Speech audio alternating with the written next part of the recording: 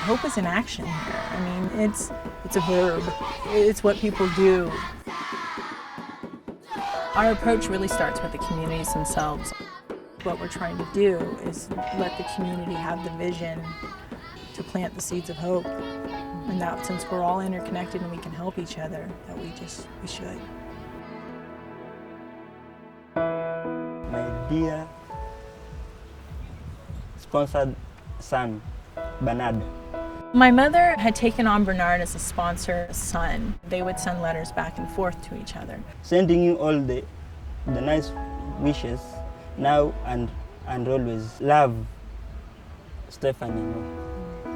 This is probably the last picture we took together, so it's difficult.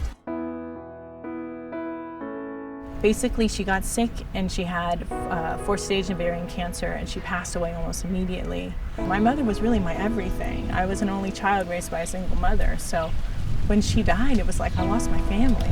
I almost died. I was very sad. She had the heart to pay fee for someone she don't know. She only saw me on a photograph. Just a couple weeks after she died, I got the opportunity to come to Kenya. We actually came to this park and we planted 2 trees here. What I came to find out is that my mother not only sponsored him, she also had sponsored this project that helped hundreds of women that were either living with HIV/AIDS or whose parents had died of HIV/AIDS. She told me that, Anastasia, I've not told you this. I'm dying of cancer. I'm not making it. But I have a daughter, just one daughter, who will make sure that what I wanted to do for you, for the organization, and for the girls comes to fulfillment. So I waited for the girl. I found hundreds of people waiting for me. And the minute I got out of the car, they broke into Amazing Grace, which was what was sang at my mother's funeral. And I just started crying immediately. It was just an overwhelming experience in general. They said, your mother helped all these people and told me about the project, and I hadn't heard anything about this. When I broke the news that she's the one who was replaced the mother had died, everybody cried. Grief is just love. That's really what it is. I was struggling with, what do you do with that leftover love? It just became clear to me that I wanted to give that leftover love to these people.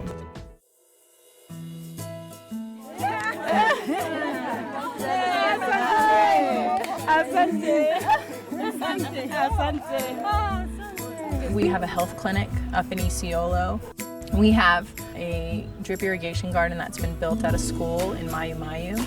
We also have 2 water projects in the desert in Isiolo. The school in Tanzania is going to serve about 300 people, and 100 of them will be orphans from the community.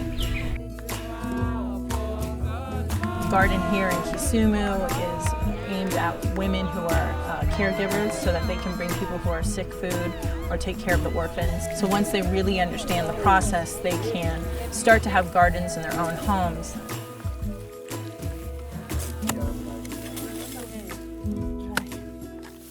I value it very highly. Yeah, it helps my family. Even right now, they're going to eat veggies with the tomato inside. It's jungle green. There is red. The arts and crafts teach them how to make clothes or make jewelry to sell. And then it also teaches them how to run a business. Anybody can be self-reliant. So long as you are dedicated, you can do your work, get your money, and life goes on. They're telling the community that you are also able to do the same. We have given you the skills you need. Continue. Sustain yourself. I had a dream actually, one day that Mama Hope had a hospital and I was the only doctor working that place. And I know my dream will be a reality one day. If you can take your grief and take that love and make something out of it, then you're really able to honor that person in a way that lets them live on.